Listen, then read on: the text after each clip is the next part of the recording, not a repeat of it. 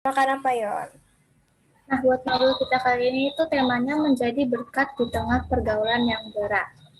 Wah, kayaknya sih seru banget ya. Nah, Nobel Koram kita hari ini bakal dibawain oleh Kak Ale. Nah, buat novel kali ini kita ada rules yang harus diikutin. Yang pertama itu teman-teman dimohon untuk mematikan mikrofon selama PA berlangsung. Yang kedua itu nanti boleh di-unmute jika ada interaksi. Dan yang ketiga itu untuk tolong selalu di-open ya kameranya selama PA berlangsung. Nah, teman-teman yang belum open cam, boleh open cam yuk. Nah, sebelum kita mulai Nobel kita, mari kita bersatu dalam doa. Ya Bapa yang berada dalam kerajaan surga, terima kasih atas segala penyertaan-Mu, sehingga kami semua dapat berkumpul di Zoom ini untuk Nobel Koram season kelima. Sebentar lagi kami akan memulai Nobel season 5 ini, kiranya Kau berkati kami dari awal, pertengahan, hingga akhir nanti. Semua doa ini kami sampaikan dalam tangan pengasihan anak-Mu, Yesus Kristus, Tuhan kita. Amin.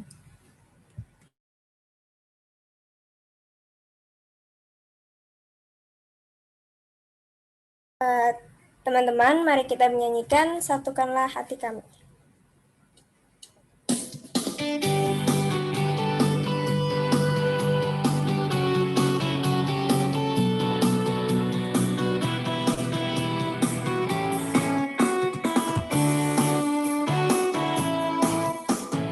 Satukanlah hati kami untuk memuji dan menyembah Oh Yesus, Tuhan dan Rajaku.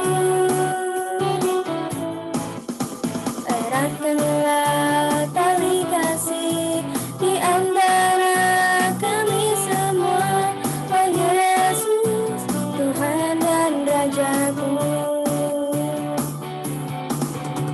Bergandengan tangan dalam satu kasih, bergandengan tangan dalam satu iman, saling mengasihi di antara kami, keluarga kerajaan Allah.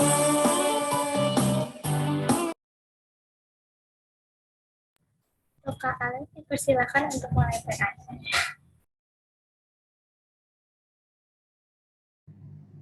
Baik, selamat sore teman-teman semuanya. Selamat hari Sabtu. Kita bermalam minggu ya, menjelang malam minggu bareng-bareng di sini. Nongs. Aduh nih bahasanya gaul banget nih. Nongs with Bible ya, nongkrong with Bible. Jadi kita nongkrong bareng Alkitab atau kita nongkrong sama-sama nongkrong ngulik Alkitab nih. Ini sebenarnya hal yang berbeda tapi it's okay. Noble ya, hal yang mulia nih seharusnya. Dan kita mau hari ini mau merenungkan firman Tuhan yang mau kita coba aplikasikan, kita belajar untuk bisa melakukannya dalam kehidupan kita sehari-hari. Karena itu sebelum aku share, sebelum aku ngobrol bareng dengan kalian, kita mau minta pertolongan dari Roh Kudus supaya memampukan kita untuk memahami apa yang Tuhan kehendaki melalui firman-Nya hari ini. Mari kita bersatu di dalam doa. Kami mengucap syukur Tuhan untuk pemeliharaan Tuhan dalam kehidupan kami, dalam setiap keseharian kami yang membuat kami yakin dan percaya bahwa Tuhan tidak pernah meninggalkan kami. Sebab dalam setiap apa yang kami perlakukan, apa yang kami perbuat, ya Tuhan, dalam setiap tantangan yang kami hadapi, kami percaya Tuhan senantiasa menolong dan memampukan kami untuk menghadapi itu semua. Dan saat ini Tuhan, dalam persekutuan kami hendak merenungkan sebagian dari firman Tuhan yang kami harapkan ya Bapa, melalui firman ini Tuhan boleh menolong kami, Tuhan boleh memberikan kami hikmat dari Roh Kudus-Mu, sehingga melalui firman ini kami boleh melakukan apa yang terbaik, apa yang berkenan di hadapan Tuhan dalam keseharian kami, dalam persekutuan kami, dalam pergaulan kami. Kami mau menyerahkan sesi ini ke dalam tangan pengasihan Tuhan, biarlah kiranya Tuhan setiap kekurangan ataupun kelemahan dari hamba-Mu, boleh Tuhan mampukan, boleh Tuhan perlengkapi, bahkan Tuhan layakkan, sehingga melalui hamba-Mu ini Tuhan, anak-anak Tuhan di Komisi Remaja GKI Depok boleh menerima berkat. Inilah kami ya Tuhan, kami hendak mendengarkan firman Tuhan, biarlah kiranya setiap apa yang kami dengarkan itu tidak berlalu begitu saja, bahkan boleh menjadi benih yang berakar, bertumbuh, bahkan menghasilkan buah dalam kehidupan kami. Kami mau menyerahkan sesi ini ke dalam tangan pengasihan Tuhan. Demi Yesus Kristus, firman yang hidup, kami berdoa. Amin. Sekali lagi selamat sore teman-teman semuanya, selamat hari Sabtu, selamat menjelang malam minggu, dan mungkin aku nggak tahu sih di antara kalian semua apakah sudah ada yang pernah akhirnya bertemu tatap muka secara langsung atau belum. Kira-kira di sini ada yang sudah bertemu secara langsung belum? Sudah ya? Coba yang kasih reaction ya di bawah kanan tuh ya. Siapa di sini yang di antara kita ya, bukan dengan teman-teman yang di luar persekutuan ini. Di antara kita semua yang ada ber-18 ini, siapa yang sudah pernah bertemu langsung secara tatap muka dapat bersentuhan selama dari bulan Januari sampai dengan bulan Mei ini? Boleh kasih reaction senyum. Senyum ada nggak ya? Senyum ada kan ya? Ya, coba boleh. Nggak ada senyum ya? Kasih jempol aja, jempol. Yang sudah bertemu di antara kalian semua yang hadir di sini. Citra udah, oh senyum ada deh, Aurel ya. Terus siapa lagi? Son kamu nama panjangnya siapa sih? Son, terus juga Ezra, Teresa, sudah ya? Gak ada lagi ya?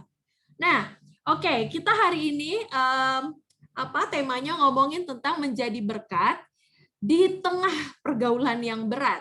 Nah, ngomongin pergaulan, tentunya pergaulan pada masa aku ketika masih muda, masih belia pada masa remaja dulu dengan ketika kalian saat ini, itu berbeda.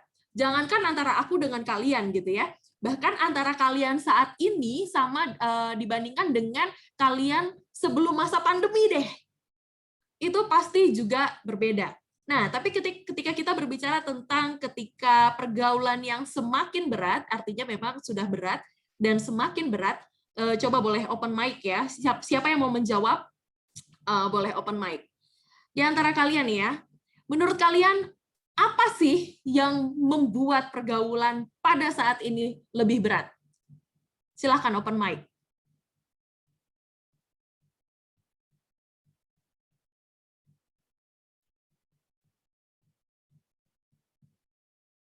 Ada yang mengernyitkan kening, ada yang sambil senyum-senyum, pengen ngomong tapi ngomong nggak ya? Ayo coba, kira-kira apa sih? Ini kan kita konteksnya berbeda nih ya. Aku di usia kalian berarti 24 tahunan yang lalu, sekitar segitu ya. Tua banget, enggak. Kalian paling 17 tahunan ya? Nggak nyampe ya? Nih, kalian paling sekitar berapa sih? 15 tahun lah ya, anggap 15 tahun ya. 15 tahun itu berarti 18 tahun yang lalu, astaga.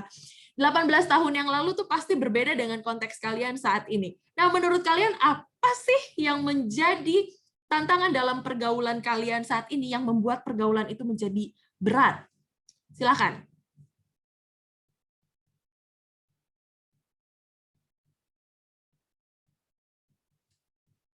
Anyone?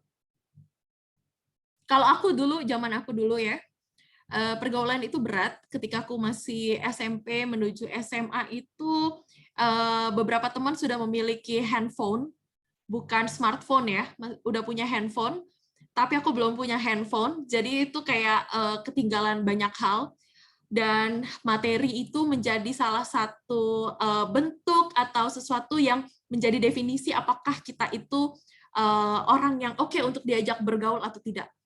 Gitu ya.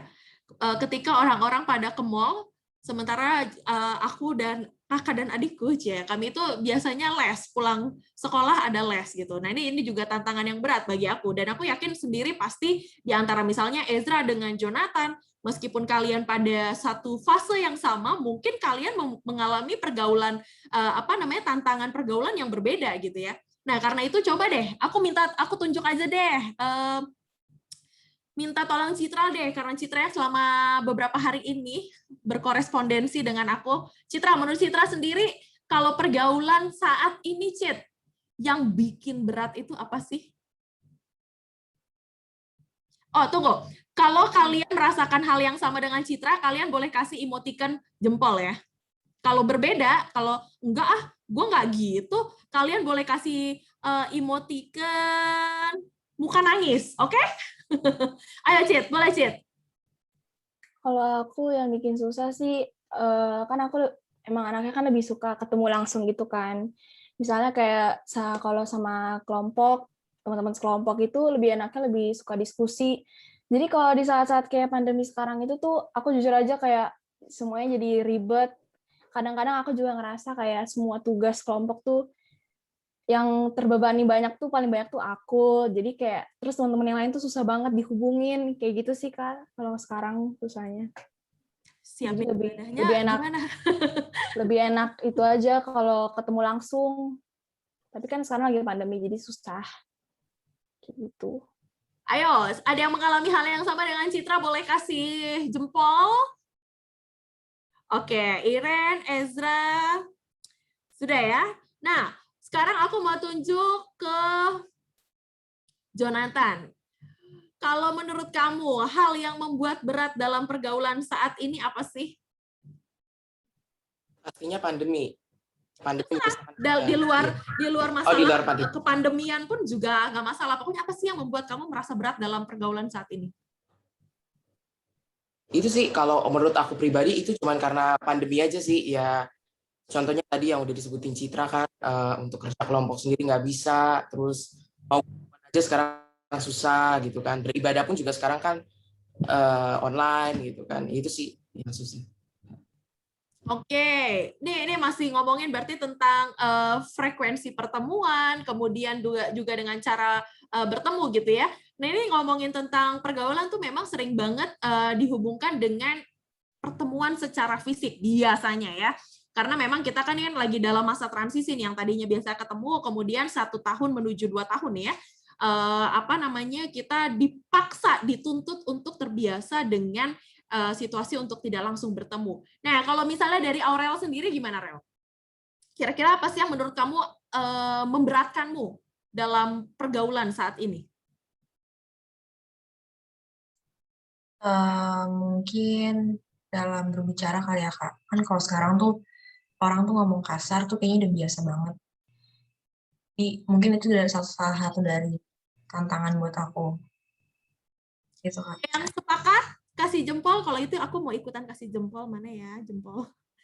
Ayo, ada yang sepakat? Silahkan boleh dikasih jempol dengan Aurel.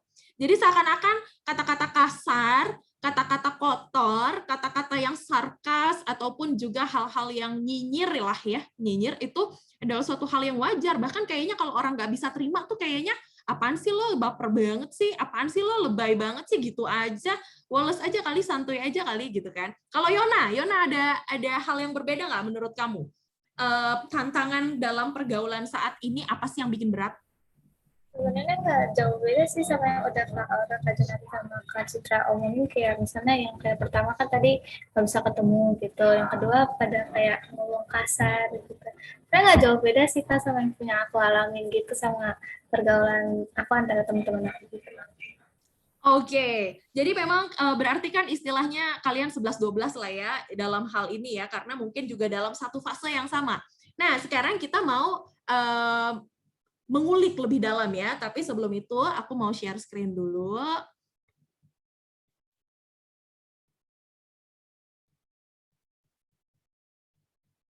Oke. Ya, kita ngomongin tentang menjadi berkat di tengah pergaulan yang berat. Ini gimana nih kita menjadi berkat tapi situasinya ini bukan situasi yang mudah nih. Gimana caranya ya? Nah, karena itu kita mau baca dulu dua firman Tuhan. Yang pertama dari 1 Samuel 22 ayat 1 sampai 2 dan yang kedua dari Mazmur 142. Tapi kita baca dulu yang dari 1 Samuel. Oke, sebentar.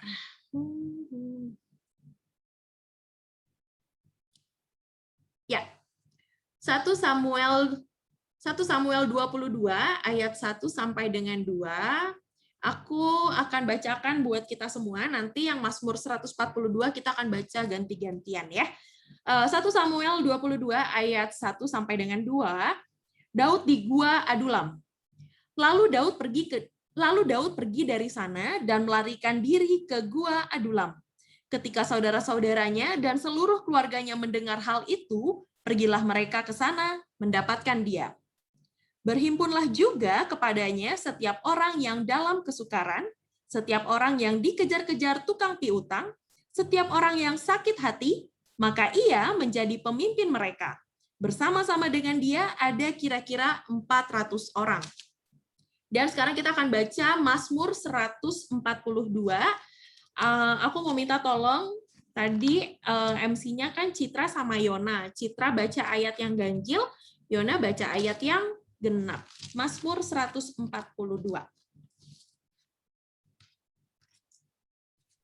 Kalau sudah MC-nya Ezra Kak, Ezra sama Yona. Salah ya. Citra operatornya. Ezra sama Yona. Oke. Ezra baca yang ganjil, Yona baca yang genap ya. Oke, Kak. Doa seorang yang dikejar-kejar. Nyanyian pengajaran Daud ketika ia ada di dalam gua, suatu doa. Dengan nyaring aku berseru-seru kepada Tuhan, dengan nyaring aku memohon kepada Tuhan. Aku mencurahkan keluhanku ke hadapannya, kesusahanku kuberitahukan kepada hadapannya. Ketika semangatku lemah lesu di dalam diriku, Engkaulah yang mengetahui jalanku. Di jalan yang harus kutempuh, dengan sembunyi mereka memasang jerat terhadap aku. Pandanglah ke kanan dan lihatlah. Tidak ada seorang pun yang menghiraukan aku. Tempat pelarian bagiku telah hilang. Tidak ada seorang pun yang mencari aku. Aku berseru-seru kepadamu, ya Tuhan. Kataku, Engkaulah tempat perlindunganku, bagianku di negeri orang-orang hidup. Perhatikanlah teriakku, sebab aku telah menjadi sangat lemah. Lepaskanlah aku daripada orang-orang yang mengejar aku, sebab mereka terlalu kuat bagiku. Keluarkanlah aku dari dalam penjara untuk memuji namamu. Orang-orang benar akan mengelilingi aku apabila engkau berbuat baik kepadaku. Ya, sedemikian jauh bacaan firman Tuhan yang dikatakan berbahagia setiap kita yang memeliharanya, bahkan melakukannya dalam kehidupan kita sehari-hari. Nah, teman-teman, pada sore hari ini kita mau belajar dari sosok Daud. Kalau kita ngomong tentang Daud, tentunya di antara kita semua mungkin lebih familiar tentang Daud yang sudah menjadi seorang raja, ya. Tapi sebelum dia menjadi seorang raja, kita tahu bahwa ada perjalanan panjang yang berat. Jadi bukan juga artinya setiap orang yang sukses itu mereka mendapatkan kesuksesan dengan cara yang instan, tapi ada banyak cara, ada banyak jalan yang sakit, yang menyakitkan, yang mungkin menyulitkan, dan yang sangat berat yang telah dihadapi mereka. Dan hari ini kita mau belajar dari sosok Daud. Nah, oke. Kita ngomongin tentang pergaulan, berarti kita ngomongin tentang teman ya. Kalau misalnya di antara kita, aku dulu waktu masih SMP kayaknya gampang banget menyebut seseorang itu sebagai sahabat gitu ya. Aku nggak tahu di antara kalian ada yang gampang banget gak sih nyebut, ih dia kan sahabat gue gitu ya. Apalagi sekarang kalau orang ngomongnya BFF, best friend forever. Like, hey kalian mungkin masih usia yang 15 tahun dan kalian usianya masih panjang banget, jadi apakah beneran bakalan best friend forever?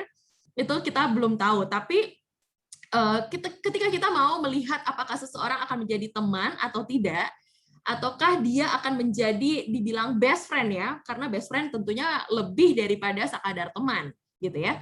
Nah, itu tentu akan ada kriteria-kriteria yang kita miliki gitu ya, standar yang kita pegang untuk melihat apakah dia layak atau tidak. Ini ada beberapa kutipan yang aku copy dari Google. Friend itu katanya those friends that are like part of the family.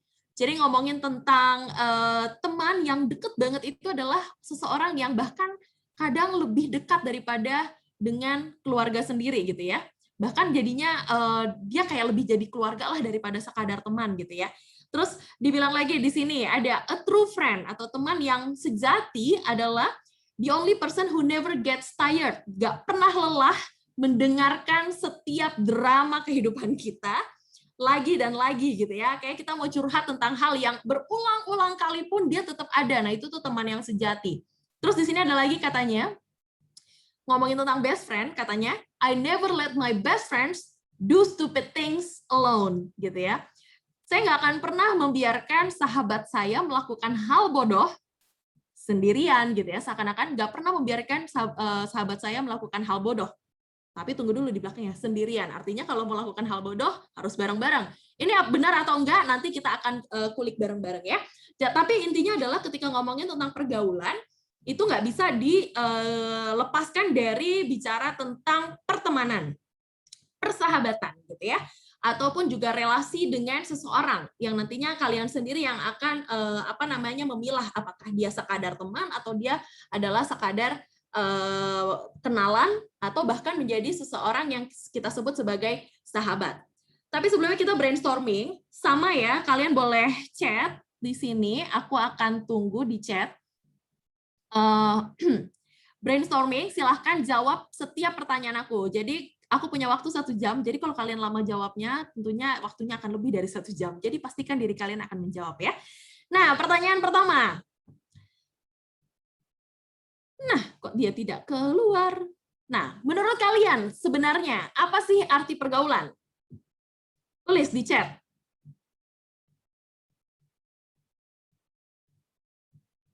Yang terlintas langsung kalian tulis. Katanya kalau misalnya yang terlintas itu adalah yang paling betul, yang paling kita yakini. Karena kalau dipikir-pikir tuh kita sudah lebih banyak merekayasa hal-hal gitu ya. Coba tuliskan apa yang terlintas pertama kali. Apa arti pergaulan?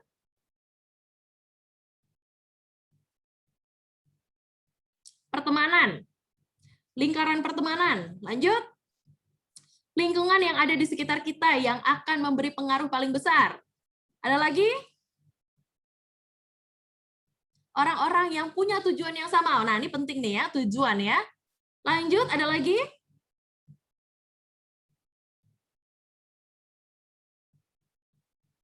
Oke, kita lanjutin dulu ke pertanyaan yang kedua. Oh nih, kumpulan teman-teman kita, betul ya. Jadi masih ngomongin tentang lingkaran ya. Jadi ngomong pergaulan adalah lingkaran yang isinya tuh teman-teman kita. Yang kalau ditambahin dengan kalimatnya Ezra tadi, yang punya tujuan yang sama. Oke, selanjutnya nih ya. Pertanyaan kedua.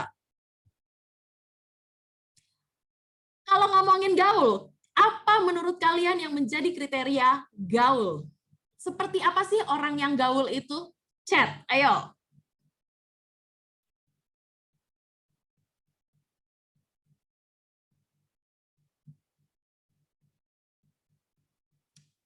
Bagaimana kriteria gaul itu?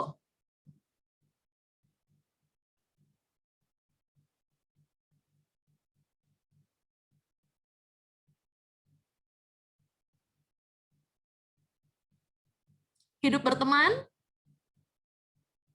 Terus?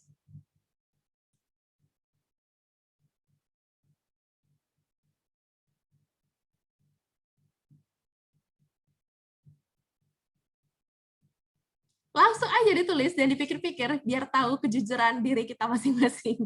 Mengikuti globalisasi, orang yang friendly. Apalagi? Bisa wah ini langsung banyak nih ya, sebentar. Apa tadi? Bisa ngikutin tren, keren. Gaul banyak definisinya, tapi kalau bisa diterima di lingkungan pertemanan juga artinya udah bisa dibilang gaul. Oke, tidak memilih-milih teman. Menyesuaikan situasi dan kondisi pada saat itu. Oke, sekarang lanjut ke pertanyaan ketiga ya. Orang-orang seperti apa sih yang bisa kamu sebut sebagai teman? Jadi siapa sih, orang seperti apa sih yang bisa masuk dalam lingkaran pertemanan kalian? Cus, langsung di chat.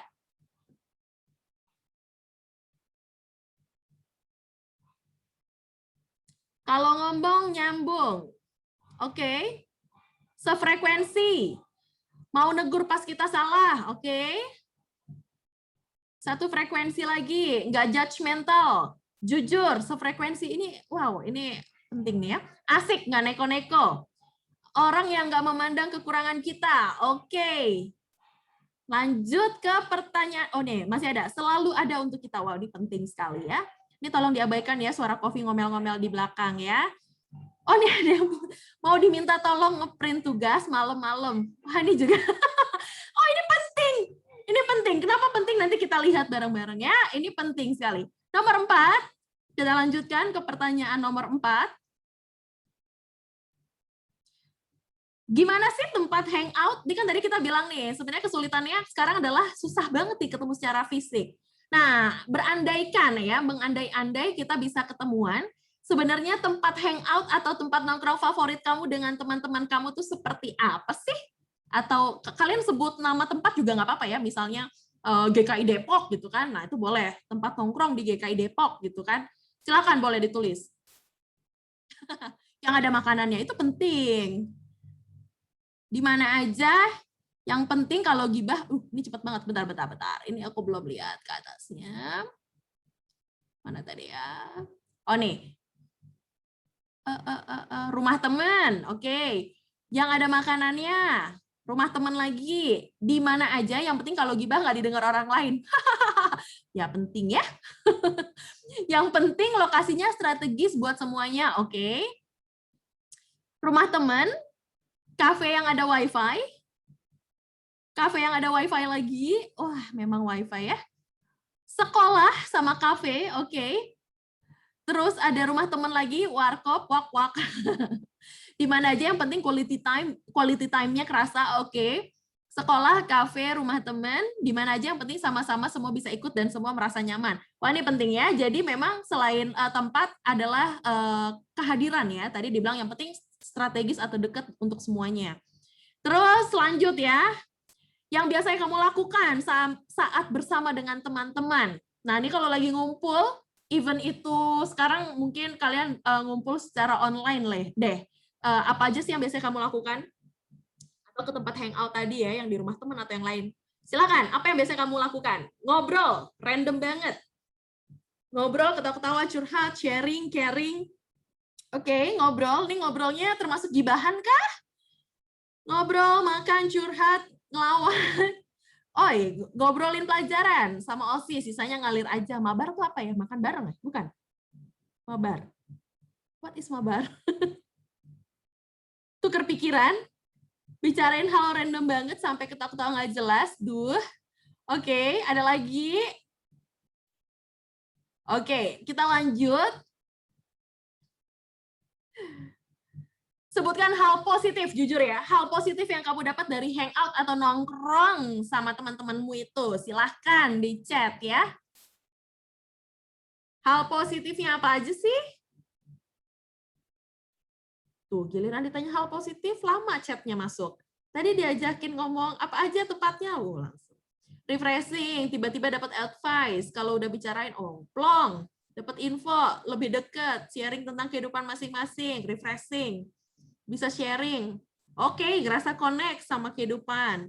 Senang, dapat sudut pandang baru. Pulang-pulang jadi lebih bahagia. Oke, bisa berkumpul, senang bisa berkumpul dengan teman. Nah, dari setiap hal positif, aku yakin, tapi ada kan hal negatif? Atau kalau misal kalian ngerasa nggak ada hal negatif dari pergaulan atau pertemanan kalian, tulis tidak ada ya. Tapi kalau sekarang aku mau tanya tentang hal negatif dari pertemananmu. Kalau nggak ada, jawab nggak ada. Silakan.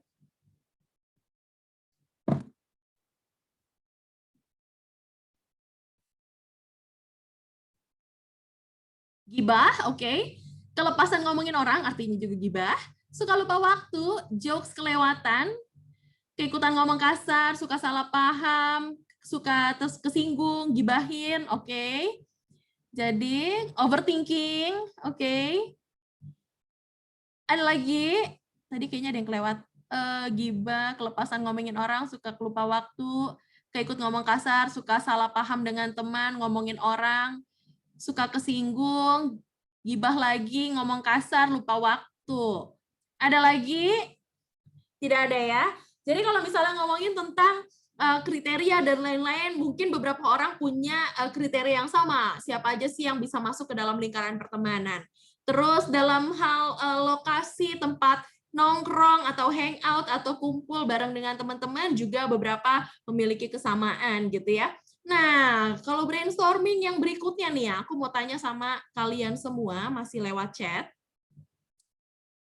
Kriteria teman sepergaulan kalian, siapa yang bisa masuk ke dalam lingkaran pergaulan kalian? Coba sekali lagi di chat, jangan disebut satu-satu ya. Jadi kayak misalnya Ezra sebut A, B, C, D, E gitu. Harus apa gitu. Silakan sebutkan minimal 3 kriteria yang harus dimiliki oleh seseorang untuk masuk ke dalam lingkaran pergaulan kalian.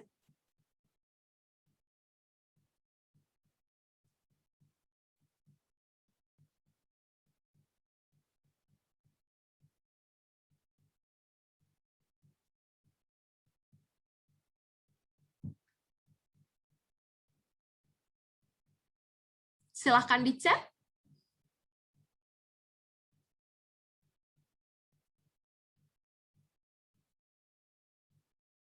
Jujur, sefrekuensi, nggak baperan. Orangnya mau belajar bareng, nggak maksain kehendak, terbuka atau jujur. Oke, jujur lagi ya. Sepemikiran, kesamaan hobi, jujur. Wow, ini jujur kayaknya menjadi hal yang paling utama ya. Sefrekuensi, visi misi sama, jujur. Asik, sefrekuensi. Sefrekuensi, bisa diajak bercanda, jujur. Tepat janji, jujur, nggak egois. Punya pikiran yang luas, terbuka, nggak ribet, menerima apa adanya, sefrekuensi, jujur. Wah, nih Karina nih sebagai catatan nih baik banget nih ya ininya kriteria-kriteria yang dimiliki. Nah, sekarang aku nih banyak nih ya, baik, jujur, nggak toksik. Nah, aku mau menunjukkan pertanyaan-pertanyaan tadi, brainstorming tadi pernah aku sampaikan di salah satu sekolah Kristen ya, di SMP, salah satu SMP Kristen sebelum masa pandemi. Waktu itu mereka kelas 3, berarti sekarang mereka menuju SMA ya. Oh sorry, iya benar. Aku mau tunjukin apa yang mereka sebut sebagai kriteria untuk teman-teman sepergaulan. Kita lihat. Nih ya. Jadi ngomongin saat itu mungkin berbeda dengan saat ini ya, dengan kriteria yang teman-teman miliki. Jadi kalau dibilang saat itu mereka bilang yang bisa menjadi teman sepergaulan mereka adalah seseorang yang cantik atau tampan. Standarnya masyarakat zaman now ya. Jadi ada kriteria-kriteria tertentu gitu ya. Terus populer dengan hal apapun. Kalau sekarang mungkin generasi TikTok ya. Jadi populer mungkin bisa diukur juga dengan berapa banyak followers di TikTok, di sosial media dan lain-lain. Terus ngomongin juga tentang materi, tajir. Nah, ini kalau ngomongin tajir, kayaknya dari zaman aku juga nggak tahu deh, Karina apakah juga mengalami hal yang sama ya. Ngomongin tentang materi, sering banget juga menjadi salah satu tolok ukur apakah seseorang dapat masuk ke dalam lingkaran pergaulan tertentu, gitu ya. Terus tadi dikatakan gaul tadi ya, kita sudah bahas juga hal-hal yang dianggap gaul itu seperti apa. Terus gadget geek, terus tech savvy, hobinya keren gitu ya. Hobi yang keren tuh seperti apa sih? Misalnya hobinya tuh kayak surfing lah atau apa gitu ya. Terus tongkrongannya mahal. Tadi kan dibilang tuh banyak, bahkan sampai saat ini pun di antara kalian tadi ada yang menjawab tongkrongan yang oke itu adalah kafe, terutama kafe yang ada wifi. Dan sering banget nggak sih, banyak banget orang sering ke apa sih namanya semacam kayak Starbucks dan lain-lain, terus upload ke Instagram dan lain-lain gitu ya. Itu sebagai suatu label atau suatu tanda gitu ya bahwa I do something cool nih gitu ya. Saya melakukan hal yang keren nih gitu ya.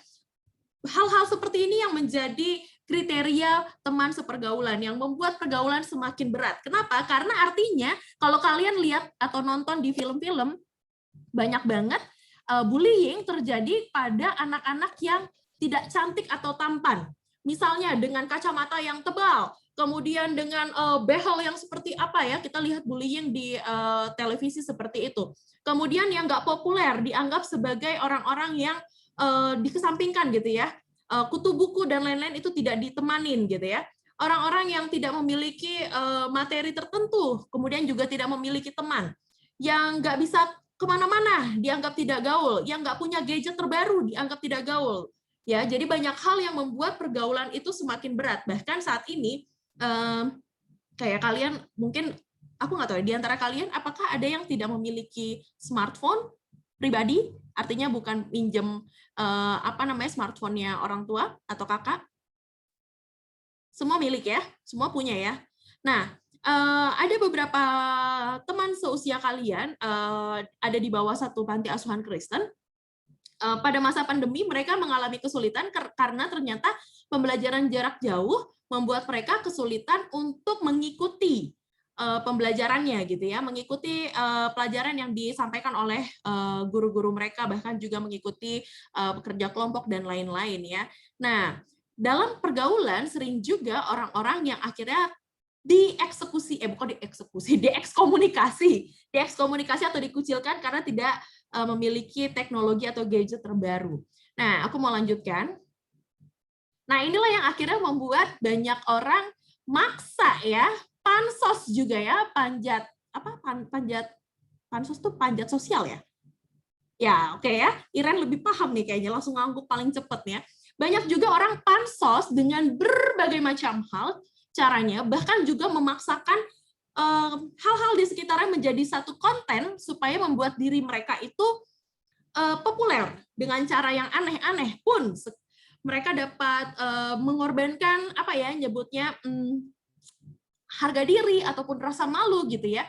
Kemudian juga budget pas-pasan jiwa sosialita ini, misalnya seperti ini. Aku mau share sendiri tentang pengalaman buruku ya ketika aku masih SMP ataupun ke SMA.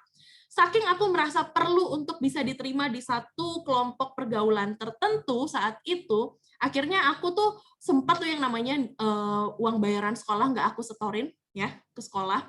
Supaya apa? Supaya bisa nongkrong bareng sama teman-teman. Nah, ini yang disebut dengan budget pas-pasan jiwa sosialita. Ketika kita tahu bahwa diri kita itu misalnya tidak mampu atau memiliki keterbatasan tertentu, tapi kita memaksakan diri untuk dapat diterima di dalam suatu kelompok atau di dalam suatu pergaulan, meskipun sebenarnya akhirnya membuat diri kita sendiri kehilangan tentang diri kita sendiri. Kalau ngomongin tentang self-love, aku mungkin suatu saat nanti Komisi Remaja bisa bahas lebih dalam tentang self-love, tentang bagaimana kita mengasihi diri kita.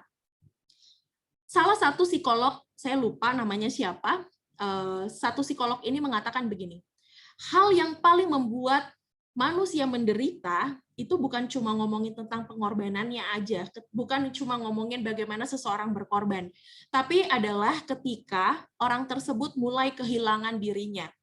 Dia mulai kehilangan jati diri dia mulai kehilangan visi tentang diri dia mulai kehilangan prinsip bahkan visi apa yang ingin dia capai dalam hidup dia. Itulah yang tadi disebut dengan dunia tipu-tipu.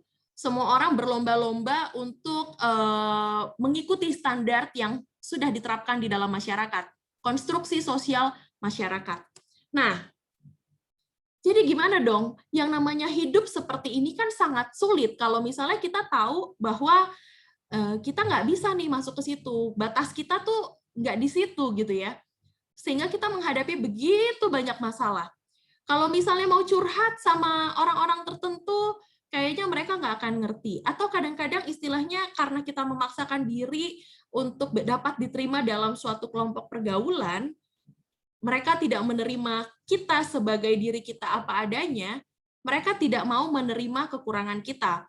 Mereka tidak mau menerima sesuatu yang tidak ideal dalam standar mereka. Nah, kita ngomongin tentang Daud tadi ya. Kita bicara tentang Daud, sosok yang sangat luar biasa, tapi dia sendiri ternyata pernah mengalami suatu fase di mana dia merasa dirinya, aduh nggak kuat nih Tuhan, aduh aku minta ampun deh Tuhan gitu ya.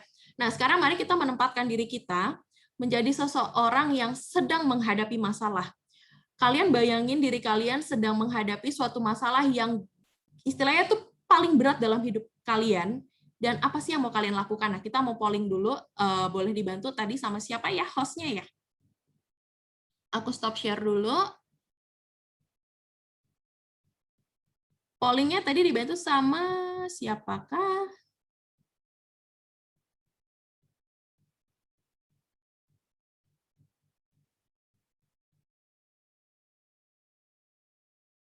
Ini kalian langsung jawab ya, cuma ada 2 pertanyaan. Pilih jawaban yang paling sering atau yang paling benar dengan diri kalian. Ini nggak akan kelihatan namanya, jadi kalian nggak usah khawatir, silakan diisi ya. Ketika kamu menghadapi masalah yang benar-benar kamu merasa nggak sanggup hadapi, kamu akan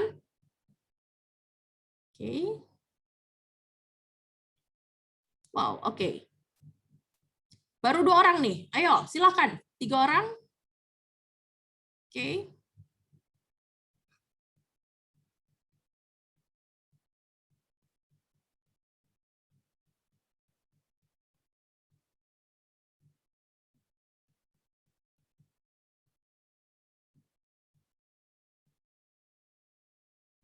Oke.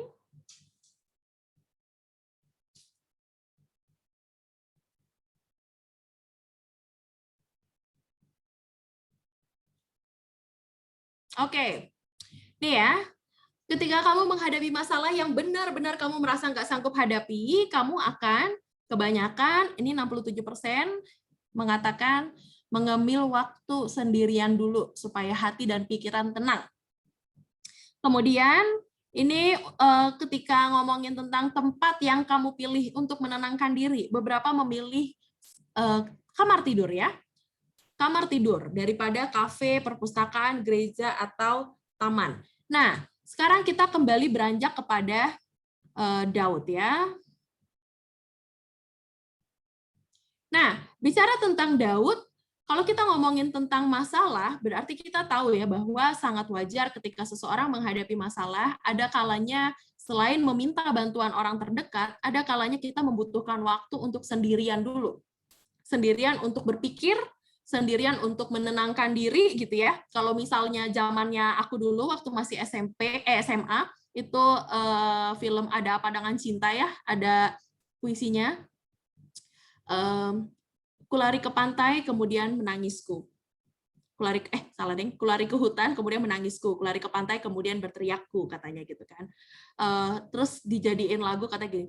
Bosan aku dengan penat dan enyah saja kau pekan.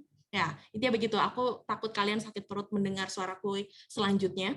Tapi intinya, ketika seseorang menghadapi suatu masalah, ketika seseorang menghadapi suatu peristiwa yang membuat mereka sangat tidak mampu, bahkan seorang Daud, salah satu raja yang paling sering disebut di dalam Alkitab pun pernah mengalami situasi tersebut, dan dia membutuhkan waktu untuk sendiri dulu. Ketika orang memilih waktu untuk sendiri, biasanya dia mencari tempat yang sepi, gitu ya. Tadi 100% menjawab kamar tidur. Nah, tapi mari kita melihat dari Daud, gitu. Nah, Daud ini saat itu dia lari dari kejarannya Saul. Nah, sebagai untuk menjabarkan konteks, gua-gua di padang gurun Yehuda sepanjang segala masa, jadi dari dulu banget sampai pada masa Daud pun, itu menjadi tempat pengungsian bagi pelarian dari apapun. Dan Gua Adulam itu adalah salah satu tempat yang paling sering dituju untuk menjadi tempat ngungsi atau tempat sembunyi, gitu ya. Nah, Daud bersembunyi di Gua Adulam ini karena dia dikejar-kejar orang suruhan Saul. Kita tahu bahwa Saul awalnya istilahnya jatuh cinta gitu ya dengan seninya Daud gitu ya. Pokoknya apa yang dilakukan Daud tuh awalnya tuh sangat menyenangkan hatinya Saul, tapi kemudian dia merasa cemburu atau merasa dirinya terintimidasi. Nah, kemudian ketika Daud melarikan diri, karena Daud memiliki karisma, orang-orang justru akhirnya mengikuti dia. Ada keluarganya yang memang orang-orang menderita, bahkan juga orang-orang yang selama ini sudah mengikuti Daud. Dan akhirnya jumlahnya 400 orang itu mengikuti Daud. Jadi yang awalnya mungkin Daud ingin menenangkan diri, tapi akhirnya dalam situasi yang sulit itu, di dalam situasi yang berat itu, dia harus tetap memenuhi panggilannya untuk memimpin orang-orang yang menderita. Bahkan di dalam Mazmur 142 yang tadi sudah dibacakan oleh Ezra dan Yona, di sini Daud menggambarkan bahwa dia sebagai seseorang yang lari ya, sebagai seorang pelarian, sebagai seseorang yang dikejar-kejar, dia menyampaikan doa tentang kegundahan hatinya, doa tentang ketakutan dirinya, gitu ya, doa tentang bagaimana gentarnya dia. Bahkan di sini di dalam Mazmur 142, nyanyian doa ini dikatakan adalah pengajaran Daud. Jadi dalam hal ini Daud yang sedang menderita pun, Daud yang sedang kesulitan pun ternyata masih harus menjadi berkat bagi mereka yang juga mengalami penderitaan. Nah, pertanyaannya sekarang, aduh kumaha atuh ya? Udah kesulitan gitu kan ya, udah minta ampun Gusti, susahnya ini menderita banget, susahnya minta ampun, kayaknya segala-galanya tuh udah apa ya, udah aduh emang bisa ya, istilahnya tuh kayak mungkin kita bertanya sama Tuhan, kenapa sih Tuhan, kenapa sih Tuhan, kenapa sih Tuhan gitu ya. Gimana bisa jadi berkat kalau misalnya kita hidup di dalam suatu pergaulan, di dalam suatu komunitas yang sudah sedemikian berat. Gimana caranya gitu ya? Apa mungkin nih kayaknya Tuhan ini nih kalau misalnya Tuhan bisa bercanda nih, kayak Tuhan lagi bercanda nih ya. Masa orang lagi kesusahan aja disuruh jadi berkat gitu ya. Menjadi berkat di tengah pergaulan yang berat. Nah, kita mau kembali lagi tadi dalam konteks pertemanan. Jadi kalau ngomongin tentang kasih ya, Tuhan Yesus berulang kali menggunakan kata kasih, bahkan Tuhan Yesus menyebut kita bukan lagi hamba melainkan sahabatnya gitu ya. Jadi kasih bukan hanya dikatakan melainkan juga suatu tindakan yang aktif. Jadi kalau dibilang, kalau orang zaman dulu nih ya, zamannya papa mama aku ada satu lagu cinta nih ya, lagunya gini. Kalau kau benar-benar sayang padaku, kalau kau benar-benar cinta, tak perlu kau katakan, semua itu cukup tingkah laku. Jadi semua ucapan-ucapan itu tidak akan berarti kalau misalnya tidak ada perilaku, tidak ada perbuatan yang menunjukkan kasih atau cinta atau sayang tersebut. Nah, sekarang kita mau baca Amsal 17 ayat 17. Kita baca, minta tolong sama siapa ya? Aku minta tolongnya sama salah satu remaja laki-laki deh. Siapa yang menemukan duluan? Oh, nih. Saya Iyas deh, saya Iyas. Abang Iyas, coba tolong dibacain. Amsal 17 ayat 17 dengan kencang ya.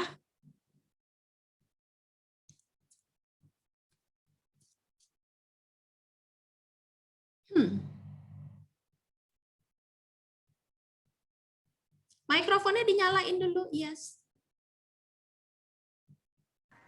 Amsal 17 ayat 17 ya, Kak? Ya. Seorang sahabat menaruh kasih setiap waktu dan menjadi seorang saudara dalam kesukaran. Ya, ini satu kalimat yang sangat pendek ya, tapi juga dari aku SMA sampai sekarang nggak pernah bisa aku lupakan. Seorang sahabat menaruh kasih setiap waktu dan menjadi seorang saudara dalam kesukaran. Pertanyaannya kan tadi ya, pertanyaannya nih,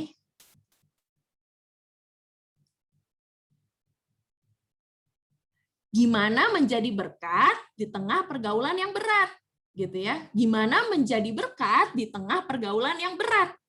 Setiap kita punya masa-masa yang berat, meskipun mungkin tadi ada hal-hal yang berbeda ya, beratnya itu seperti apa mungkin berbeda. Tapi gimana caranya setiap kita bisa menjadi berkat, menjadi sahabat yang membawa berkat dalam pergaulan kita yang berat? Nah, jawabannya adalah di dalam Amsal 17 ayat 17 ini. Nah, kita mau garis bawahi dua frase ya. Yang pertama, frase menaruh kasih dan frase menjadi seorang saudara. Gitu ya. Frase menaruh kasih dan menjadi seorang saudara. Kata sahabat itu di dalam bahasa Ibrani Perjanjian Lama itu rea. Katanya itu adalah rea. Yang artinya cinta kasih. Jadi sahabat itu sudah mengandung suatu sifat yang sangat baik, yaitu cinta kasih. Nah, kalau ngomongin sahabat yang menaruh kasih dan menjadi seorang saudara, artinya sahabat itu harus, tadi pas lagi kita brainstorming di awal ada yang tulis tuh ya, harus ada dalam segala kondisi gitu ya. Nah ini, seorang sahabat senantiasa hadir secara actus essendi. Artinya actus essendi itu apa nih? Kalau kalian mau screenshot silahkan ya. Actus essendi itu artinya aktif melakukan sesuatu ya. Melakukan sesuatu itu bukan cuma sekadar status, oh ya gue sahabatnya si Anu, oh ya gue sahabatnya si Anu gitu ya. Oh dia sahabat gue gitu ya. bukan cuma sekadar status, tapi ada sesuatu yang kita lakukan secara aktif. Misalnya apa? Mendampingi, menghibur, mendengarkan gitu ya. Ada sesuatu yang aktif dilakukan. Jadi ngomongin pengorbanan itu bukan cuma ngomongin sesuatu yang pasif, melainkan sesuatu yang aktif. Kehadiran secara aktif itu butuh pengorbanannya, misalnya dalam hal waktu, energi, bahkan juga terkadang kita mengeluarkan pengorbanan materi. Nah, sekarang kita mau lihat sesuatu. Jadi dalam lingkungan pertemanan atau pergaulan dalam istilah kita pada sore hari ini ada 3 macam pertemanan. Yang pertama itu mentor friendship, yang kedua mentee friendship, yang ketiga mutual friendship. Aku mau tanya di sini, silahkan kalau ada yang tahu boleh open mic duluan, langsung jawab ya. Artinya mentor apa sih? Yang tahu buka. Pembimbing. Bimbing ya, kata dasarnya bimbing ya. Jadi ngomongin tentang mentor adalah biasanya pembimbing. Jadi pertemanan itu ada 3. Yang pertama mentor friendship, artinya adalah pertemanan yang sifatnya lebih seperti membimbing. Ya. Kemudian pertemanan yang kedua adalah mentee friendship. Mentee ini lawannya mentor. Artinya apa? Kalau tadi mentor pembimbing, berarti mentee adalah yang dibimbing. Jadi pertemanan yang kedua ini adalah bagaimana pertemanan itu membuat kita sebagai seseorang yang dibimbing. Kalau yang pertama, mentor friendship, posisi kita sebagai seorang pembimbing. Yang kedua adalah posisi kita sebagai seseorang yang dibimbing, dan yang ketiga baru ini namanya mutual friendship, artinya saling, ya. Saling dalam arti ada kalanya kita menjadi mentor, ada kalanya kita menjadi mentee. Nah, seperti apa? Mentor friendship ini ada positif tapi juga ada negatifnya. Positifnya ini kita lihatnya dari posisi kita ya. Jadi kita kalau ngomongin friendship itu sebagai dari kacamata kita. Mentor friendship adalah ketika kita menjadi mentor. Yaitu positifnya kita dapat mengajari teman kita dapat menasihati mereka, dapat menjadi seseorang yang melayani curhat, bahkan menghibur ketika mereka mengalami kesulitan. Tapi ada negatifnya kalau kita hanya menerapkan diri kita sebagai mentor. Negatifnya, kita terlalu dominan. Yang kedua, kita terlalu sibuk menolong, sampai lupa akhirnya kita menolong diri sendiri. Contohnya, ada orang, dia sibuk menolong temannya untuk istilahnya apa ya, belajar dan lain-lain, tapi dia lupa dengan kewajiban dia sebagai seorang pelajar juga, bahwa dia harus melakukan tanggung jawab, mengikuti ujian, dan lain-lain. Nah, kalau kita hanya membuat diri kita sebagai seorang mentor, nah ini akan menambah beban berat kita. Nah, bagaimana dengan mentee friendship? Mentee friendship pun memiliki hal yang positif, tapi juga memiliki hal yang negatif. Dalam segi positifnya, kalau tadi yang pertama, kita membuat diri kita seakan-akan seseorang yang superior, yang lebih kuat gitu ya daripada orang lain, daripada teman kita. Di posisi mentee ini, kita positifnya adalah kita sadar bahwa kita ini bukan Superman, bukan Superwoman, yang nggak mungkin lemah gitu ya. Justru dalam mentee friendship positifnya, kita sadar bahwa kita memerlukan orang lain, yaitu teman kita, untuk menolong kita. Kita tidak merasa diri kita adalah orang yang paling kuat sendiri. Tapi negatifnya, kita terlalu berharap bahkan bergantung sama teman. Artinya, kalau nggak ada teman, kita nggak bisa melakukan apa-apa. Kesana yuk, enggak si Ezra nggak ikut, gue nggak mau kita ikut ini yuk. Ya, gue nggak bisa, gue udah janjian sama Yona. Soalnya kalau nggak ada Yona, gue nggak bisa melakukan ini. Lo sekelompok sama siapa? Iya nih, gue sekelompok sama si A lagi, padahal gue pengennya sama si B. Kalau nggak sama si B, gue kayaknya nggak pede deh. Nah, ini membuat diri kita terlalu bergantung pada teman kita, membuat diri kita tidak yakin dengan kapasitas atau talenta yang kita miliki. Karena itu, untuk menjadi berkat, kita perlu menerapkan yang namanya mutual friendship. Ya, bagaimana itu mutual friendship? Mutual friendship ini adalah ketika kita dapat menempatkan diri sebagai seseorang yang memberi, tapi kita ada kalanya menjadi seseorang yang menerima. Dengan rendah hati kita menerima dan mengakui bahwa kita membutuhkan pertolongan. Ada saatnya kita membimbing teman kita, tapi ada kalanya kita merendahkan hati kita untuk bisa menerima bantuan, bahkan juga dibimbing oleh rekan kita. Nah, jadi kriteria pergaulan menurut Alkitab seperti apa? Ini penutup nih ya. Kita buka ayatnya satu persatu. Yang udah dapat langsung open mic, bacain ya. Siap-siap? Yohanes 15 ayat 13. Yang udah dapat langsung dibacain duluan.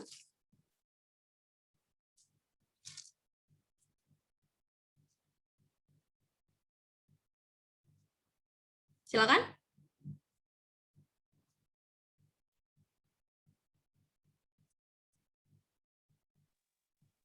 Tidak ada kasih yang lebih besar daripada kasih seorang yang memberikan nyawanya untuk sahabat-sahabatnya.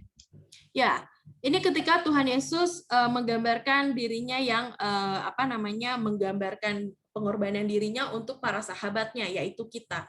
Jadi kalau ngomongin persahabatan gitu ya, pergaulan, pertemanan, yang pertama dalam Yohanes 15 ayat 13 ini menunjukkan bagaimana kita perlu berkorban, mengasihi dengan penuh berkorban.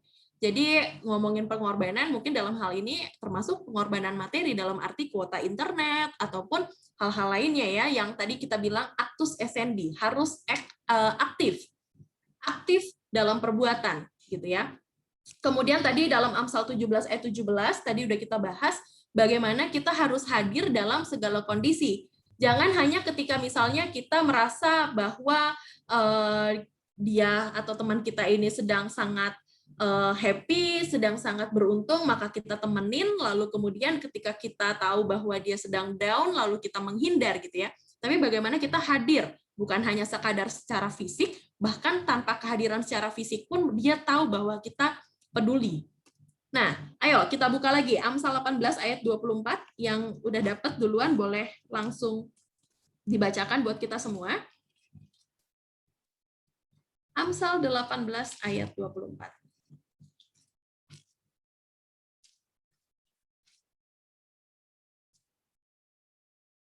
Silakan. Ya.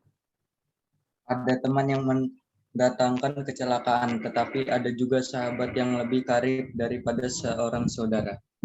Ya, ini ada teman yang mendatangkan kecelakaan, tapi ada juga sahabat yang lebih karib daripada seorang saudara. Karena ada banyak orang yang mengaku teman, tapi ternyata menjerumuskan kita ke dalam masalah. Ini bukan teman yang baik, gitu ya. Ini bukan sahabat yang baik. Nah, di sini justru ada istilahnya teman yang baik itu adalah ketika kita melakukan hal yang buruk, itu dia akan sampaikan, gitu ya. Dia akan menegur, nggak pakai basa-basi, gitu ya. Nggak pakai tipu-tipu. Jadi jangan mau hidup dalam dunia tipu-tipu, tidak menjerumuskan kita. Amsal 27 ayat 6. Silahkan kalau ada yang sudah dapat duluan.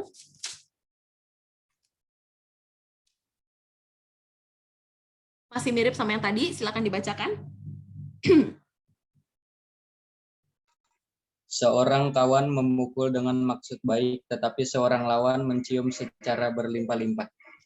Nah, seorang yang baik, seorang sahabat yang baik, ketika kita melakukan kesalahan, lebih baik dia nampar gitu ya. Lebih baik dia mukul kita untuk kayak bangun, gak boleh kayak gitu ya, daripada istilahnya kita tuh kayak dicium berlimpah-limpah tuh dalam arti kayak kita tuh dijilat, dalam arti ada banyak orang yang berusaha mencari perhatian kita dengan mengiya-iyakan saja meskipun dia tahu bahwa kita melakukan kesalahan. Jadi di dalam persahabatan juga nggak boleh ada yang namanya pura-pura. Tadi banyak banget kan di antara kalian yang bilang kriteria itu adalah salah satunya jujur, terbuka, apa adanya. Nah, ini yang perlu kita lakukan. Dan sebagai satu kalimat penutup, untuk mengingat bagaimana kita menjadi berkat, dan bagaimana kita melihat apakah pergaulan tersebut atau pergaulan yang kita jalani saat ini menjadi berkat atau tidak buat kita, kita mesti ingat, pergaulan yang buruk merusak kebiasaan kita yang baik. Setiap hal yang baik yang sudah kita lakukan, ketika kita kehilangan hal-hal baik itu karena memasuki suatu pergaulan, maka kita mesti yakin, maka kita mesti tahu, maka kita mesti peka dan sadar bahwa ternyata pergaulan itu tidak ada manfaatnya. Sekian dulu dari aku hari ini. Apakah langsung ke pertanyaan, Ezra? Nanti kita lewat menti gitu, Kak. Oh, oke. Siap. Aku stop share dulu ya, berarti ya. Oke, thank you ya. Oh ya, teman-teman yang mau nanya nih bisa lewat menti. Ini sifatnya nggak kelihatan kok, anonim gitu. Jadi nanti Nani ada nih di chat Zoom linknya, kalau mau pencet linknya langsung pencet aja. Tapi kalau mau masukin kode, masuk ke web menti.com baru nanti masukin kodenya.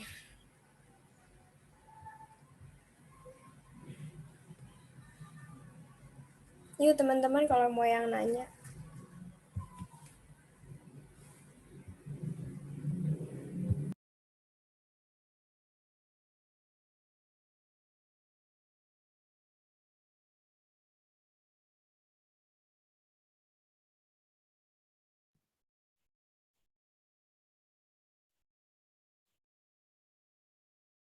Tiba-tiba aku di spotlight, mukaku besar sekali, jadi aku remove spotlight dulu ya. Ini berarti aku gimana? Aku nggak bisa, aku perlu klik juga atau gimana? Aku belum pernah pakai Menti.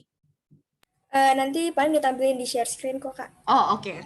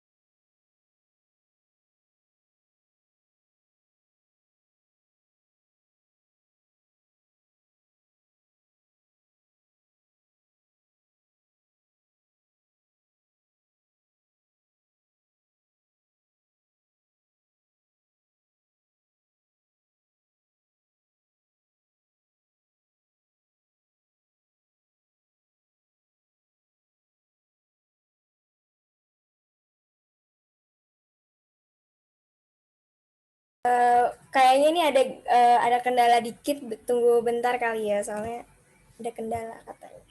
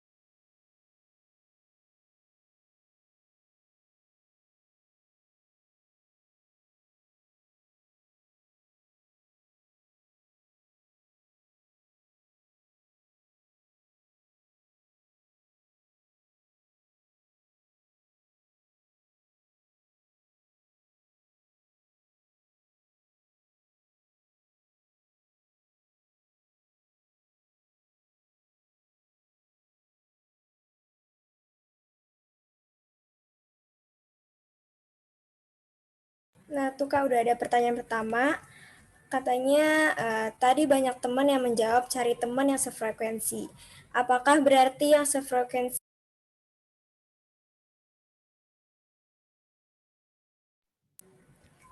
sejauh mana sefrekuensi ini menjadi nilai positif dan negatif?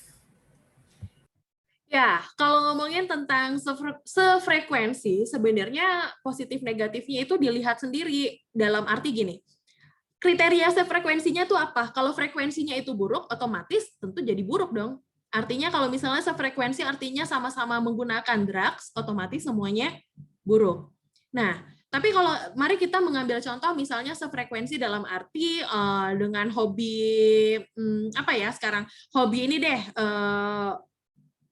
apa sih yang lagi in tuh sekarang kayak main-main mobile, apalah yang game-game online.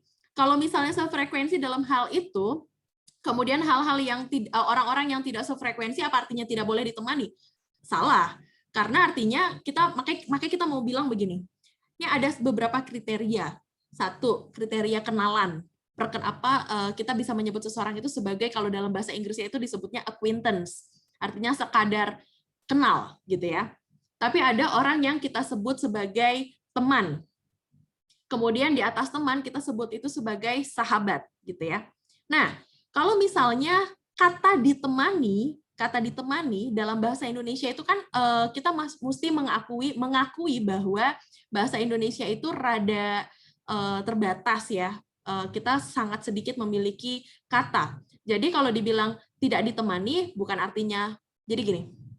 Misalnya nih ya, ini Ezra suka main basket. Yona suka main basket. Kemudian ada Citra yang nggak suka main basket gitu ya, dia sukanya main volley. Apakah artinya Ezra dan Yona tidak boleh berteman dengan Citra? Itu salah, gitu ya. Tapi apakah berarti kalau misalnya Ezra, Yona yang suka main basket ini mau berteman dengan Citra itu boleh? Boleh. Tapi apakah berarti Citra masuk dalam satu pergaulan itu, suatu lingkaran pergaulan tersebut? Itu belum tentu. Itu tergantung gitu ya. Jadi apakah tidak sefrekuensi artinya tidak boleh ditemani? Salah. Boleh ditemani. Tapi perkara dapat masuk di dalam lingkaran itu atau tidak, itu tergantung dari dua belah pihak. Pihaknya orang-orang yang terdapat di dalam lingkaran tersebut, dan pihaknya orang yang dianggap tidak sefrekuensi itu gitu ya.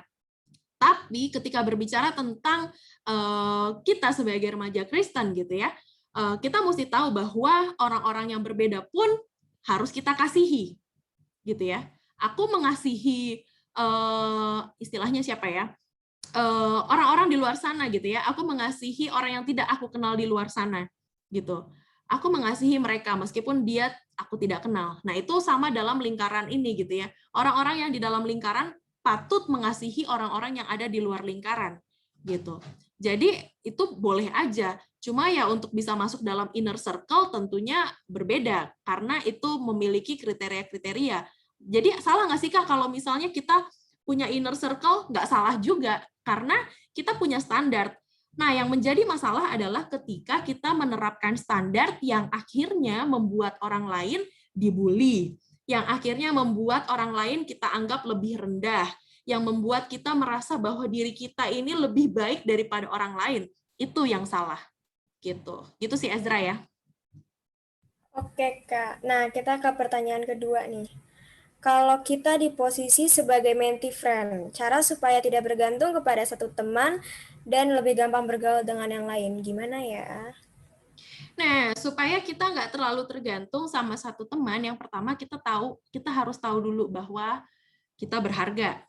Kita adalah gambar dan rupa Allah.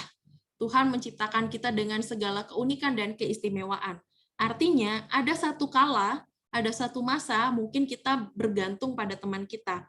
Tapi kita mesti tahu bahwa kita juga punya power, bahwa kita juga punya potensi yang mungkin dapat menolong orang tersebut gitu ya.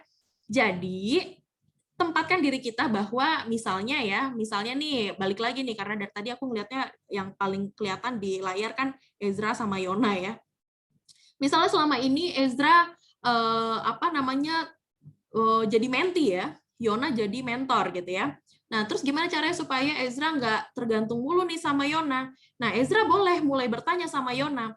Yona, ada nggak sih yang bisa aku bantu? Gitu ya. Tapi just in case, kalau misalnya Yona menempatkan dirinya selalu menjadi mentor dan menolak setiap apa yang ditawarkan, bantuan yang ditawarkan oleh Ezra, Ezra mesti rendah hati untuk sadar bahwa sudah saatnya saya menggali potensi lainnya gitu ya. Saya punya potensi dan saya mesti membuka mata dan hati dan pikiran saya untuk bisa bergaul dengan orang lain yang mau mengakui bahwa saya memiliki potensi. Nah, caranya gimana? Caranya pertama boleh ngomong sama diri sendiri dulu gitu ya. Ezra, kamu berharga, kamu adalah gambar dan rupa Allah, kamu memiliki keunikan. Ini banyak orang yang merasa ini tidak apaan sih masa ngomong sama diri sendiri? Mungkin bagi sebagian remaja ini bukan hal yang wajar gitu ya. Kayaknya aneh gitu, masa ngomong sama diri sendiri. Tapi teman-teman, aku mau meyakinkan kalian bahwa ada kalanya kalian benar-benar perlu ngomong sama diri kalian sendiri. Menghargai setiap apa yang sudah kalian alami. Misalnya, sepanjang hari sudah menjalani ujian gitu ya di sekolah gitu ya. Setelah selesai kalian bilang, good job. Gitu ya. Thank you ya buat hari ini kamu sudah berusaha dengan sangat baik, dan mungkin sekarang kita tinggal menunggu hasilnya seperti apa. Ngomong sama diri sendiri itu penting. Dan yang kedua, kalau ngomongin kayak gini, misalnya dalam arti si mentor ini sudah terlalu merendahkan kalian, tidak mau mengakui bahwa kalian juga punya potensi, kalian juga mesti terbuka dengan orang tua ataupun kakak adik kalian, mengakui bahwa kalian membutuhkan pertolongan gitu. Karena kalian nggak bisa ditolong sebelum kalian mengakui bahwa kalian memang membutuhkan pertolongan.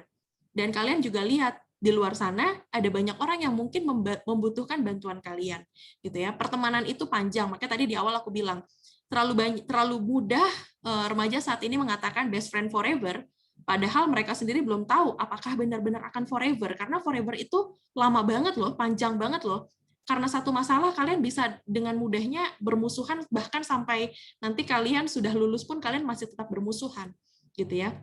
Jadi hal yang pertama ya, kalian mesti tahu bahwa diri kalian berharga, dan yang kedua, mengakui bahwa kalian membutuhkan pertolongan, gitu, membutuhkan pertolongan dari orang lain, gitu ya, dalam arti untuk mengetahui potensi kalian tuh sebenarnya apa sih, seperti itu. Gitu ya, Ezra.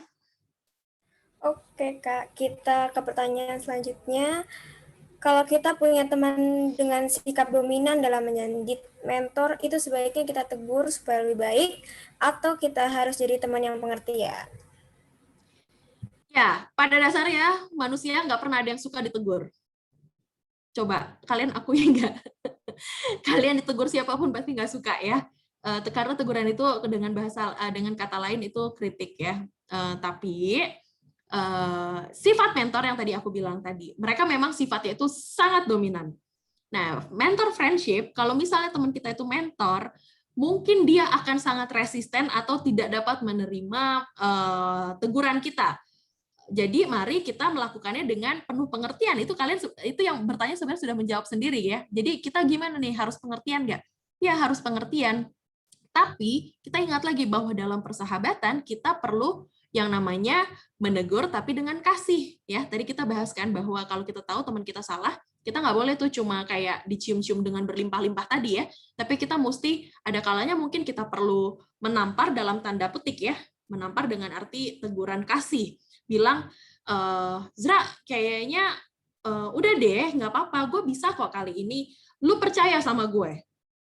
Gue thank you banget deh sama masukan lo. Tapi kali ini gue merasa kita punya pendapat yang berbeda. Itu kalian harus dengan tegas mengatakan kalian berterima kasih untuk bantuannya, kalian berterima kasih untuk masukan dari dia, tapi saat ini kalian mungkin memiliki posisi yang berbeda.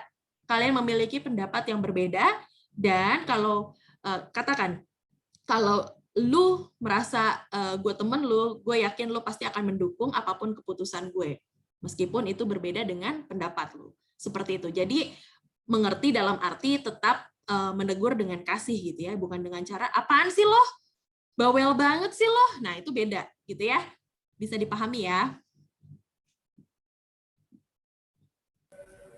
Teman-teman nggak ada yang mau nanya lagi nih?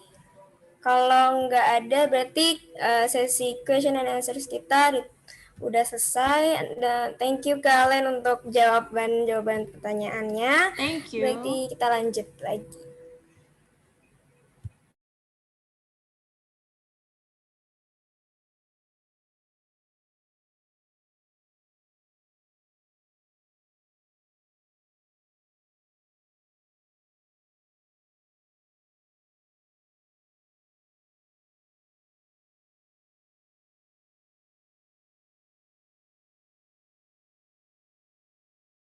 Teman-teman, mari kita bernyanyi di jalan hidup yang lebar sempit.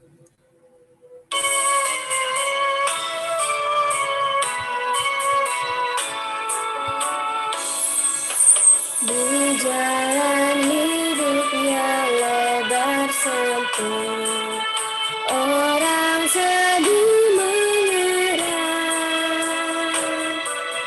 tolong mereka yang dalam gelap, bawa sinar terang. Pakailah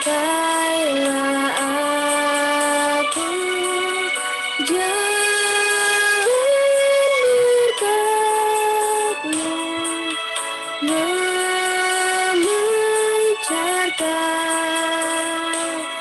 cahaya-Mu.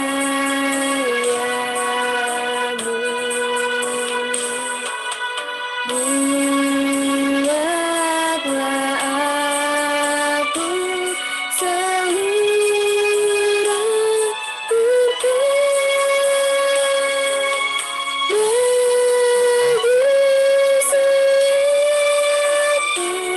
bagi setiap diri sempurna.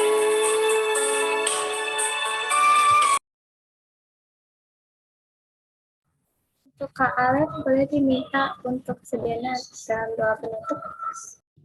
Oke, mari teman-teman kita bersatu di dalam doa. Tuhan, kami mengucap syukur ketika Engkau boleh merendahkan diri-Mu untuk boleh hadir bagi kami umat manusia yang berdosa, sebagai sahabat kami, sebagai sahabat yang hadir dalam hidup kami, dalam keseharian kami yang mungkin banyak hal yang kami lakukan tak berkenan di hadapan Tuhan. Tapi dalam ketidaklayakan kami, Tuhan justru mau mengorbankan diri-Mu untuk kembali melayakkan kami dan menyebut kami sebagai sahabat-Mu. Karena itu Tuhan, pada sore hari ini kami setelah mendengarkan dan berdiskusi bahkan merenungkan firman Tuhan dari sosok Daud dalam karisma yang ia miliki, ada kalanya ia mengalami keterpurukan. Karena itu Tuhan, kami juga tahu, kami juga sadar bahwa kami pun seringkali terpuruk, kami pun seringkali rapuh. Tapi Tuhan senantiasa hadir untuk memeluk kami dalam keterpurukan kami. Bahkan Tuhan merengkuh kami dalam kerapuhan kami. Sebab itu ya Bapa, saat ini kami hendak mau menyerahkan diri kami ke dalam tangan pengasihan Tuhan, sehingga Tuhan boleh membentuk kami. Tuhan memberikan kami hikmat, sehingga membuat kami sebagai pribadi-pribadi, menjadikan kami remaja Kristen yang mampu hadir sebagai berkat dalam pergaulan kami yang demikian berat. Kami berdoa Tuhan memampukan kami agar kami boleh menjadi sosok yang hadir bagi rekan-rekan kami, bagi sahabat kami di sekolah, bagi sahabat kami di gereja, ataupun di dalam lingkungan pertemanan kami lainnya. Hadir sebagai berkat yang mau menolong sahabat kami dalam kesalahan yang mereka lakukan, dalam kesulitan yang mereka hadapi. Kami mau hadir untuk menolong mereka. Karena itu Tuhan, kami yakin dan percaya bahwa kami hanya mampu ketika Tuhan mau melayakkan kami. Kami hanya mampu ketika Tuhan mau memakai kami dengan hikmat daripada Roh Kudus-Mu. Saat ini Tuhan, kami telah menyelesaikan ibadah kami telah menyelesaikan penelaahan Alkitab kami berdoa kiranya setiap apa yang kami baca dan kami renungkan tidak berlalu begitu saja ya Bapa, melainkan boleh tinggal terus di dalam diri kami dan kami dapat mengaplikasikannya dalam kehidupan kami sehari-hari. Kami akan melanjutkan persekutuan kami ini untuk aktivitas kami yang berikutnya. Kami berdoa Tuhan tetap senantiasa hadir di dalam persekutuan ini, dalam games ataupun juga dalam fellowship yang akan kami lanjutkan. Kami berdoa untuk setiap remaja yang telah mengambil bagian dalam pelayanan pada siang hari ini ya Tuhan. Kami berdoa Tuhan melimpahkan berkat bagi mereka dalam keseharian mereka, dalam pendidikan mereka, bahkan juga dalam keluarga mereka. Demikian juga bagi setiap remaja yang akan mengambil bagian dalam pelayanan berikutnya ya Bapak. Kami mau menyerahkan setiap remaja di Komisi Remaja GKI Depok untuk senantiasa Tuhan pakai, untuk senantiasa Tuhan lingkupi dengan kasih dan pertolongan Tuhan, sehingga apapun pergumulan ataupun setiap tantangan yang mereka hadapi, itu semua justru boleh membuat mereka semakin dewasa dan semakin berkenan di hadapan Tuhan. Inilah kami ya Tuhan, ampuni segala dosa dan pelanggaran yang kami perbuat, bahkan juga hal-hal yang mungkin kami tidak sadar telah kami lakukan dan melukai hati sesama kami dan melukai hati Engkau. Kami berdoa Tuhan mau mentahirkan kami kembali dan melayakkan kami kembali. Demi Kristus Yesus kami berdoa. Amin. Makasih Kak Alen. Dan buat teman-teman tolong jangan leave dulu ya, karena abis ini kita bakal lanjut ke sesi game. Nah, games kita kali ini tuh mencari ayat Alkitab. Nah, jadi teman-teman sebelum mulai gamesnya nih, boleh disiapin Alkitabnya atau Alkitab dari gadget. Nah, jadi di games kali ini ada beberapa peraturan nih. Ada beberapa kode.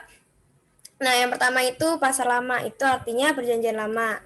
Nah, kalau pasar baru itu perjanjian baru, terus kamar itu nomor urut kitabnya, rak itu pasal Alkitabnya, dan laci itu ayat Alkitabnya.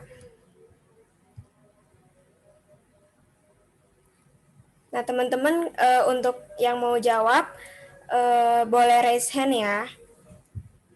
Nah, kita coba ke soal pertama nih.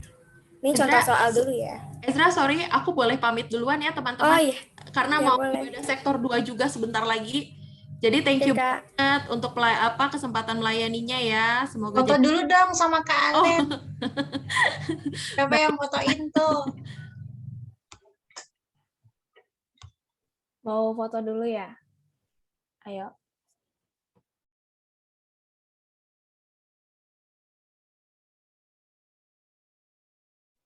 Udah on cam semua ya? Oke, ayo.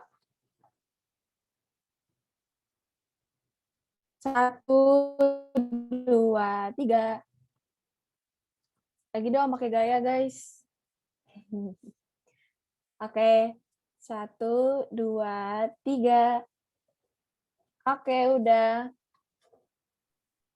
Terima kasih Kak Thank Alen. you semuanya. God bless you. God bless you. Thank you, Kak. Ya.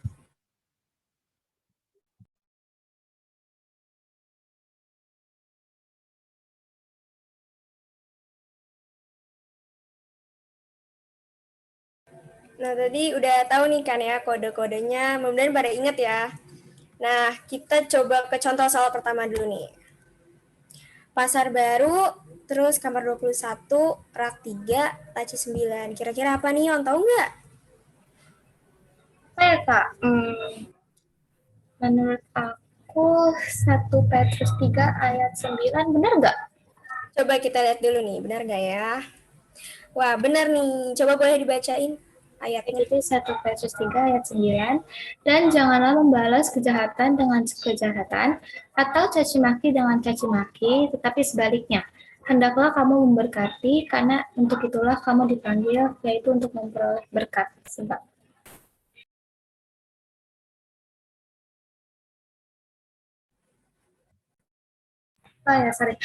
untuk teman-teman nanti yang misalnya udah dapat jawabannya, jangan malu-malu untuk dijawab. Untuk menjawabnya nanti tinggal pencet di reaction, pencet yang raise hand, dan ini gamesnya bakal dapat hadiah untuk pemenangnya. Jadi kalau bisa semuanya ikut ya. Kita ke pertanyaan kedua nih. Kita langsung mulai aja. Nah, nih pasar lama, kamar 23, rak 17, laci 7. Coba siapa yang tahu nih? Ayo teman-teman, kalau ada yang tahu langsung dipencet aja raise hand-nya.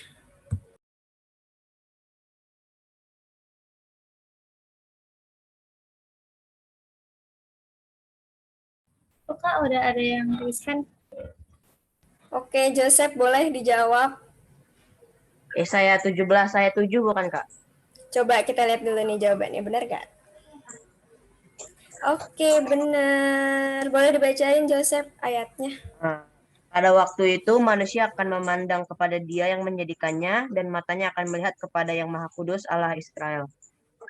Oke, kita lanjut ke pertanyaan kedua. Ketiga maksudnya.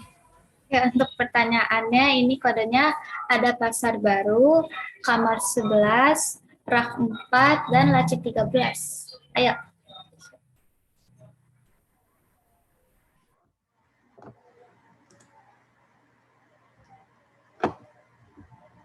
Udah ada yang ketemu kah teman-teman nih? Oh, Joseph lagi. Oke. Apa Joseph jawabannya? Filipi 4 ayat 13. Coba kita lihat nih jawabannya benar gak? Oke, benar lagi. Boleh dibacain deh ayatnya. Segala perkara dapat kutanggung di dalam Dia yang memberi kekuatan kepadaku. Oke. Bukan tanggal. Kita next question lagi nih. Pasar lama, kamar 20, terus rak 16, laci 3. Coba, siapa yang tahu nih kira-kira teman-teman?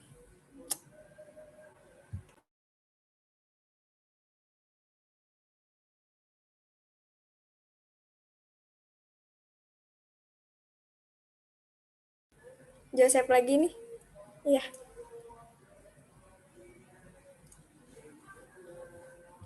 Udah ada yang ketemu kah?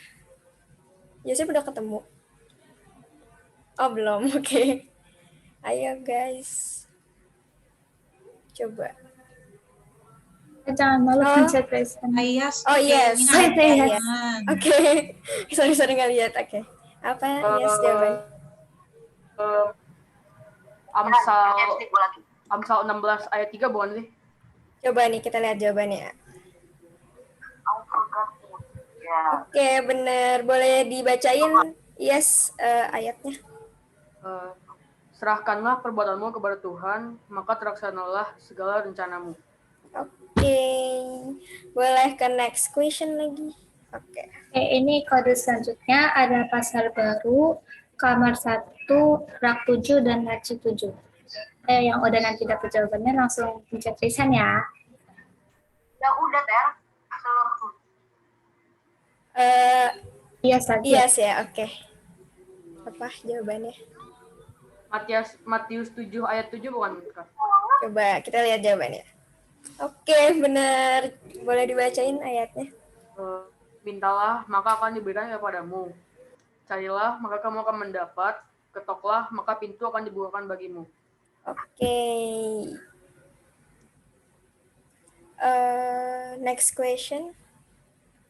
Oke. Pasar lama, kamar 1, rak 12, laci 2. Wah, Joseph kayaknya langsung ketemu ya. Coba Iya. Joseph. Coba. Kejadian 12 ayat 2. Coba boleh dibacain. Kita ya. Jawabannya benar? Jadi, Oke. Aku akan membuat engkau menjadi bangsa yang besar dan memberkati engkau serta membuat namamu masyhur dan engkau akan menjadi berkat.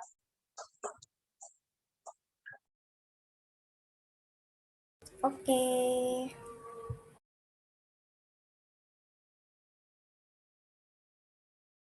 Ya, next question-nya nih. Pasar baru, kamar 10, rak 4, laci 2. Coba. Ada yang udah ketemu kah?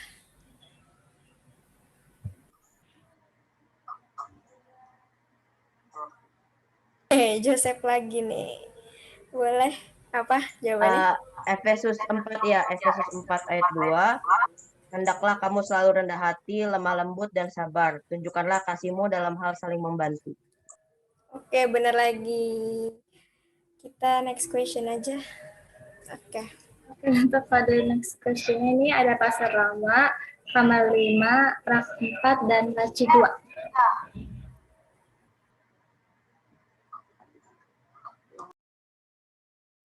Iya, Kak, buset dah. Yes. Oke, yes. Ulangan 4 ayat 2 bukan? Coba kita lihat dulu. Coba kita lihat. Oke, benar. Boleh dibacain lagi ayatnya? Janganlah kamu menambahi apa yang kuperintahkan kepadamu, dan janganlah kamu menguranginya. Dengan demikian, kamu berpegang pada perintah Tuhan Allahmu yang kusampaikan kepadamu. Oke. Next question lagi. Oke. Nih, pasar baru, kamar 9, terus rak 6, laci 10. Oke, Joseph udah ketemu lagi. Apa jawabannya? Galatia 6 ayat 10, bukan? Coba kita lihat jawabannya, benar nggak? Oke, benar lagi. Karena itu, selama masih ada kesempatan bagi kita, marilah kita berbuat baik kepada semua orang, tetapi terutama kepada kawan-kawan kita seiman. Oke, kita ke pertanyaan terakhir nih kayaknya. Pasar lama, kamar 19, 34 laci 9 nih. Ada yang tahu? Ada yang udah ketemu?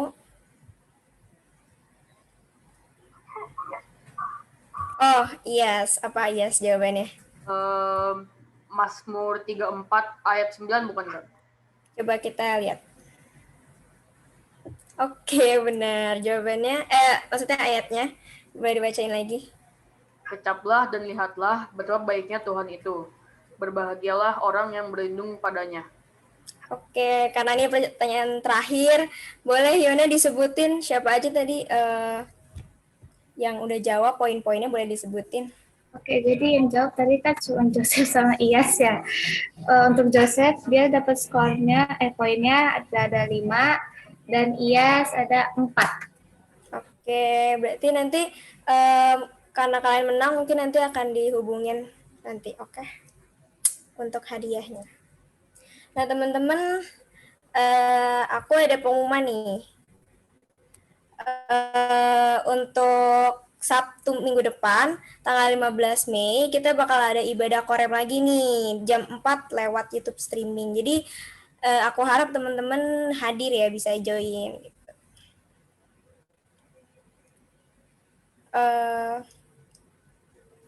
Sebelum kita akhiri, oke, boleh nggak kita foto-foto lagi? Sekali lagi. Boleh, Cit? Udah siap kah? Oke. On cam lagi ya, yang belum. On cam lagi ya, guys. Oke, ayo. 1, 2, 3.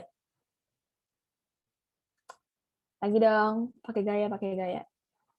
Oke, 1, 2, 3. Oke, sudah. Makasih, guys. Oke, Nobel kita yang season kelima nih udah selesai. Gimana nih, seru nggak Nobel kita kali ini? Seru dong pasti ya. Jadi kalau untuk itu, terima kasih buat teman-teman yang udah hadir nih di Nobel kali ini, dan jangan lupa untuk terus ikut dan gabung di Nobel-Nobel selanjutnya karena pasti bakal lebih seru-seru lagi. Thank you, Tuhan Yesus memberkati. Dadah. Thank you guys. Minggu depan kebaktian ya, korem ya. Ketemu lagi ya. Ya Kak. Makasih Yona, Ezra, Ya, Citra, Jason. Sama-sama. Yang kelas 8, terima kasih. Dadah.